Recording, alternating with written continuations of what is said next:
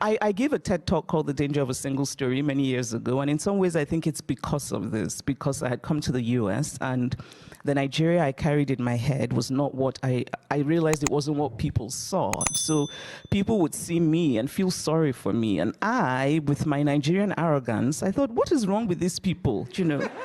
and increase, I mean, I still, the ways in which things are slightly better, but largely there's still this idea that one should look at Africa through very narrow lenses. And I think it misses a lot. There are times when I question myself about whether being from having class privilege, right? So whether that blinds me, right? Whether my resistance to this very single narrative of Africa needs help. Like Africa cannot, I mean, so it's on both sides. There's a very liberal Western view. There's certain liberal circles in the US in particular where they'll say things like, oh, you know, things are terrible in Africa. Well, that's our fault. And they mean well, but I find that a bit offensive because it also means that you're taking a kind of agency away from Africans. And on the right, of course, it's just madness. They'll just tell you that Africans, I don't know, they should be in the jungle or something. And both, for me, just, something is lost. Okay, here's another story. So I'm talking to someone who's American, and I'm saying that I went to Kigali, and I was just very impressed. And this person's immediate response is, oh my God, that's a dictatorship. And I remember thinking, what's missing here, what I have and you don't have is love. So whether or not it's a dictatorship, the policemen were slim and standing strong on the streets. People stood in line. The market was clean. I'm an African. For me, that is wonderful. And so, no, but really, and so there's a sense in which I can recognize political problems, if there's a dictatorship, and also the part of me that loves cannot just see it only as a dictatorship. I also see it as an African country that in some ways shows what we can be and what we can do. So I was looking at the market thinking, my God, I really wish that Tejo Show would be this clean. But also it shows me that Tejo Show can be this clean, you know? So I think maybe it's, and this is why people like you and all of these brilliant Africans who are in positions of this sort, and we also need to tell the big white men to listen, is that we can't just have a very narrow view of our continent. Because if we do, then in some ways we are unable to actually do the work. Because if you're looking at Africa only as a place that, okay, here's another story. I happened to be invited to an event. Okay. And they were talking because they had done some work in Africa. But I was struck by how all of the talk was about somebody who had worked here and worked here and worked here. This is not how I look at this continent, as a place where work is done. I mean, I remember just being struck by that. And I also remember that nobody mentioned a single African. Nobody.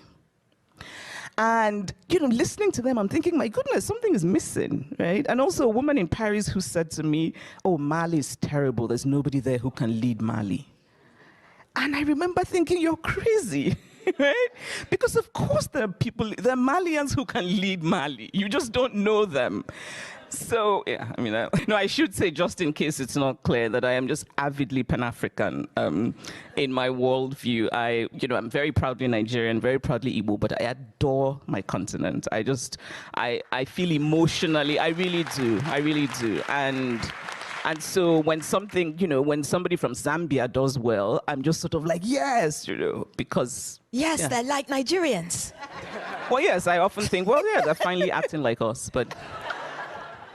Joke. The Palestinian people, I just find it now almost unbearable to watch the news or even to read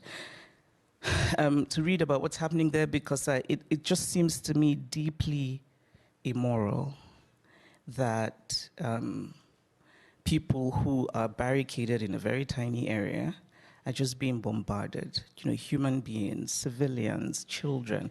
I find it deeply, deeply affecting. It's just actually, and you know, I was reading yesterday about the writers who have died, and of course everybody matters, but I remember thinking, so now even the people who will tell the story are gone. Palestinian writers who've died. And so that is very much on my mind, especially thinking about children. I find that the older I get, the more unbearable for me it is to think about a child being hurt. And the other thing I would say is, in Nigeria right now, there's just so much hunger.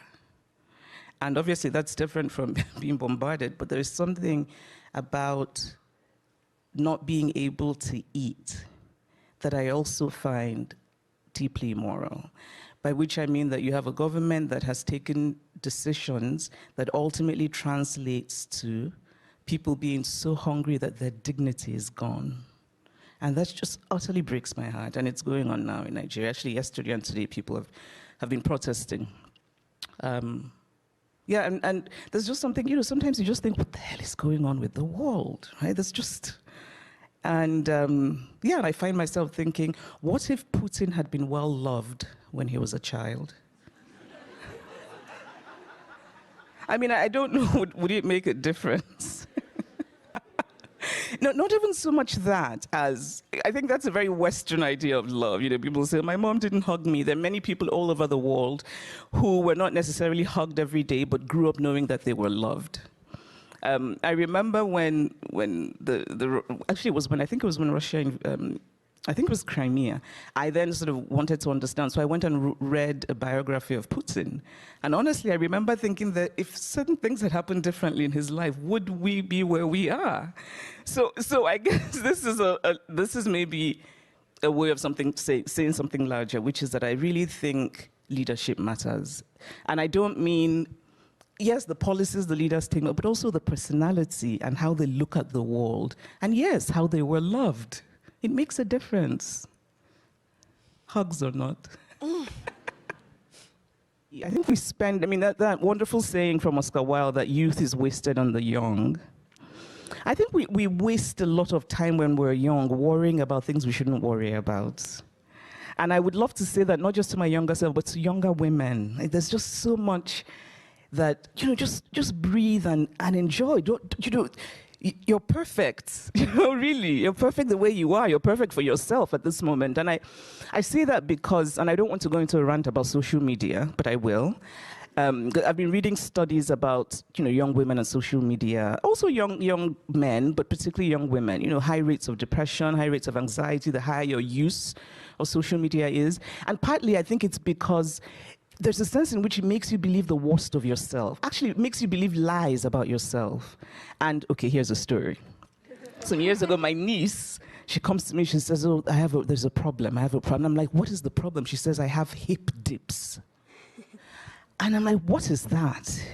So apparently there was now something on social media that had told young women that if your hips didn't do something, maybe it didn't flare out, it was a problem. And this problem was called hip dips. And there were exercises you should do to change it. And for me, that was the moment where I thought, this is just an absolute disaster. So I said to her, there's nothing wrong with your hips, they're fine. But she'd watched these things, other young girls were passing it around, and she wanted to start the exercises. And so what I would say I'm so happy that when I was young, we didn't have social media, honestly. And it's easy, I know, to rave and rant about it, but I do think it's important to talk about it in practical ways. Like, how do we get it to harm young women less? And I would say to young women, stop worrying. Like, young women don't see their beauty and their worth. And I would say, go out and take a walk, go running. Like, breathe, discover things, read a book. When I think I spent a lot of time, my younger self, caring about just nonsense. What did people say about me? What did they think? And now, I'm 46, and I'm just like, why did I waste time? I could have read more books in that period. I could have learned how to dance when I was wasting my time with nonsense. I actually love teaching because I learn when I teach. It's actually, I found that when I started doing this workshop, which is, and they're not, they're actually young at heart. I'm young. The idea is if you're sort of new to writing, it doesn't matter how old you are. And my vision for it was to be Pan-African. But of course, Nigerians dominate because, we're Nigeria. Hello. If there are any Ghanaians here that want to open their mouths, we will talk about this after this chat. You see, Senegal, they're even talking. So there is no conflict. Nigerian jollof is superior. Yeah. The Senegalese claim that they invented it. We don't really care who invented it. We care about who's perfected it. I'm a king, yes, I'm a king, I'm a king,